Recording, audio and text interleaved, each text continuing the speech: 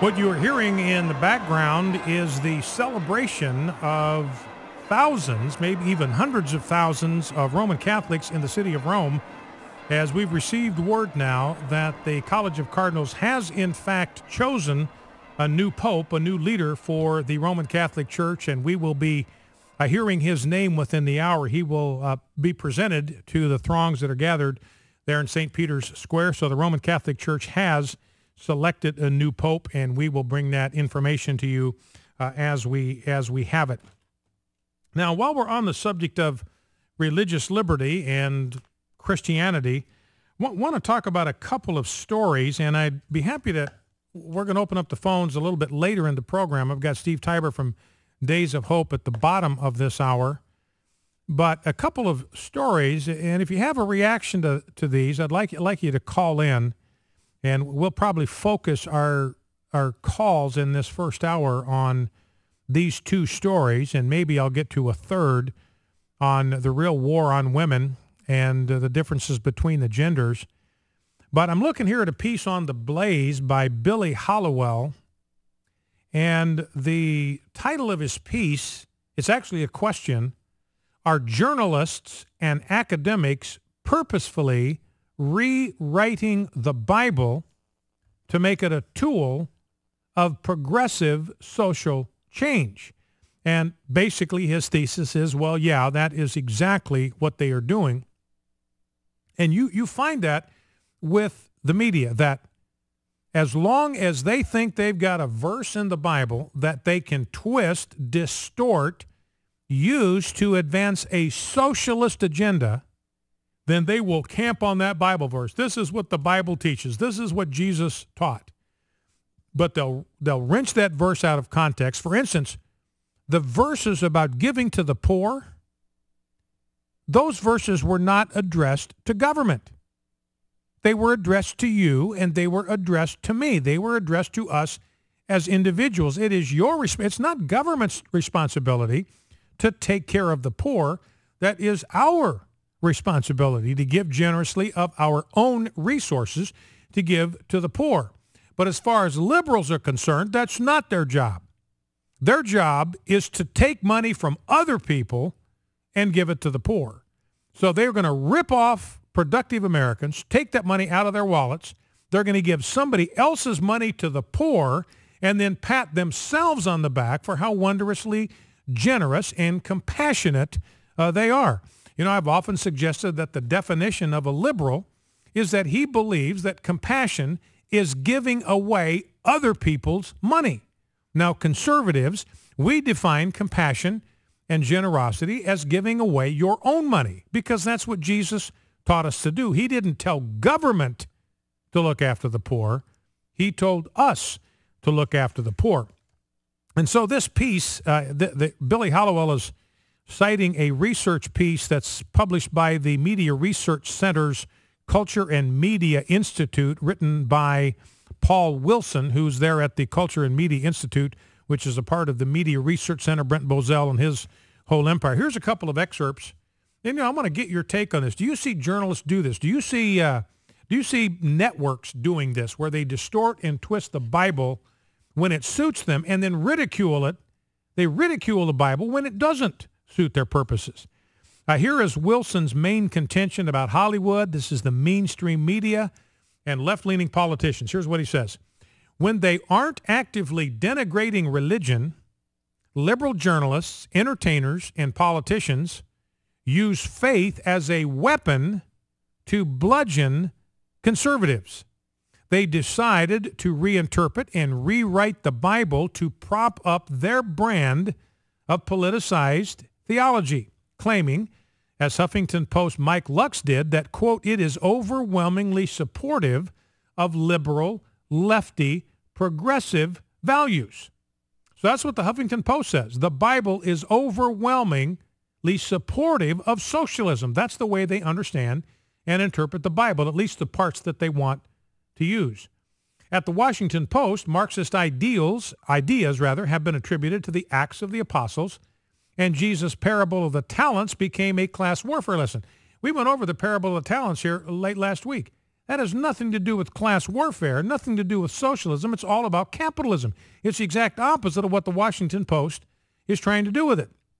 I mean, the whole story of the parable of the talents, here is a businessman. He's a prosperous businessman. He has significant resources of his own, belong to him. They're his resources. And clearly in the story, he has the latitude to assign those resources to anybody of his choosing.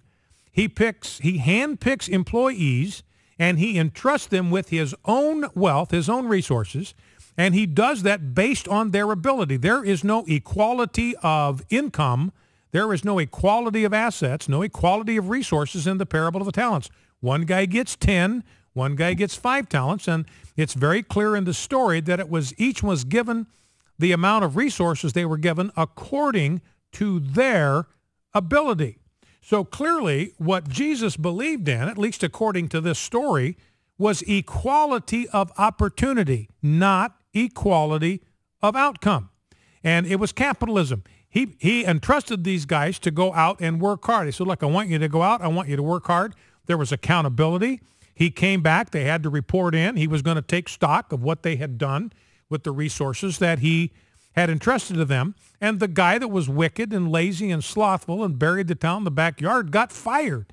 In fact, in the parable, he gets sent to the outer darkness where there's weeping and wailing and gnashing of teeth. And then the servant that went out that had the 10 talents and got 10 more, he was commended by the master. Well done, good and faithful servant. You have been faithful in a little, I will put you in charge of much. And he's put in charge of 10 cities. And the master says, enter into the joy of your master. He says the same thing to the guy that took 5 talents and turned him into 10.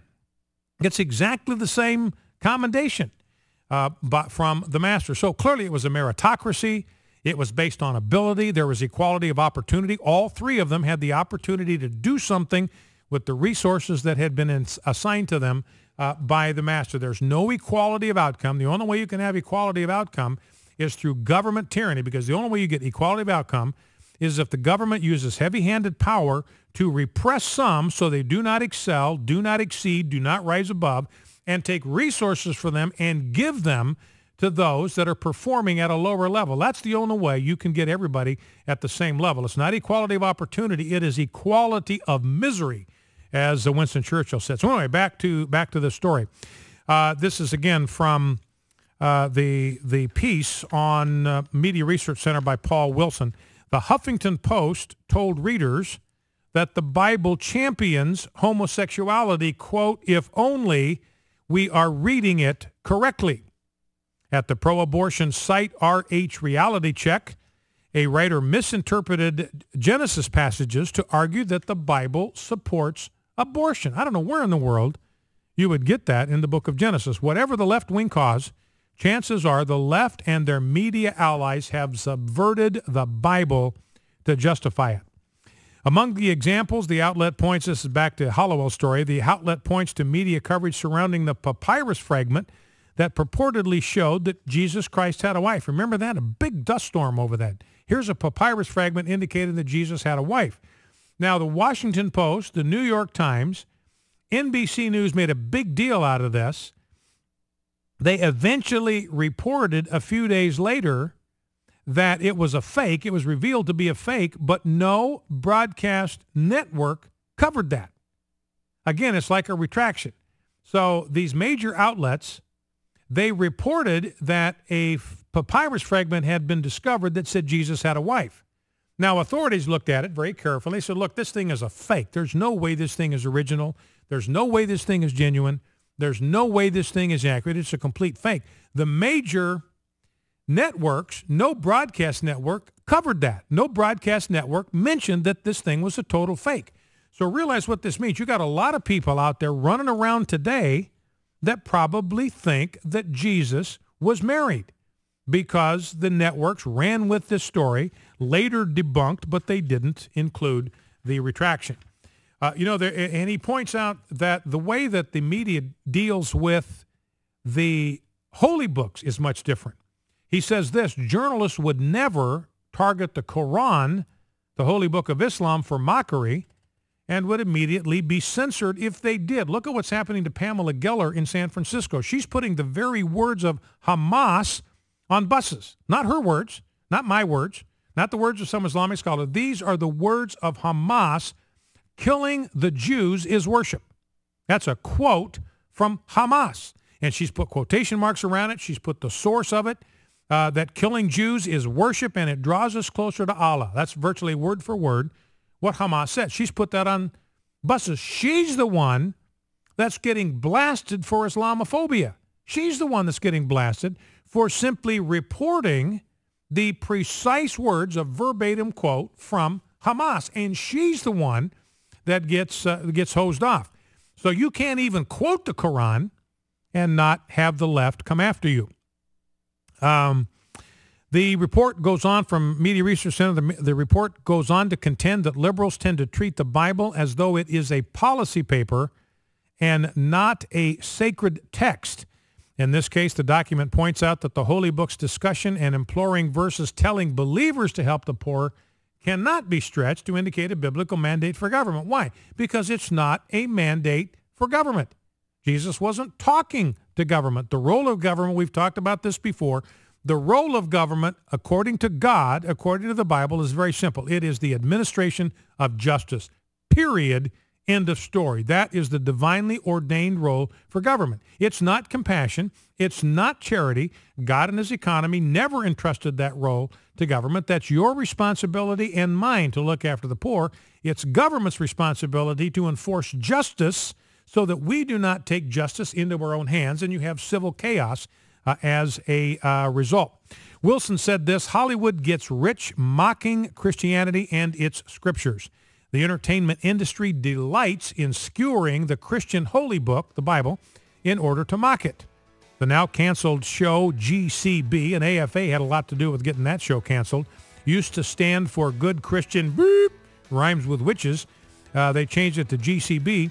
It carved its own set of 10 commandments, inverting one commandment to read, "Thou shalt not covet thy neighbor's husband unless he's really hot." Then the Twisted Cable series True Blood had its own vampire Bible with the phrase, "As their flesh shall nourish yours, their blood shall flow within you. For as the beetle nourishes the lark, so shall human nourish a vampire." So again, be curious. When we get to the phones, we'll open them up at the end of the next segment, what you think about what religion or what Hollywood and the mainstream media has done to biblical Christianity. You are listening to Focal Point on AFR Talk, back with Steve Tiber of 8 Days of Hope when we come back.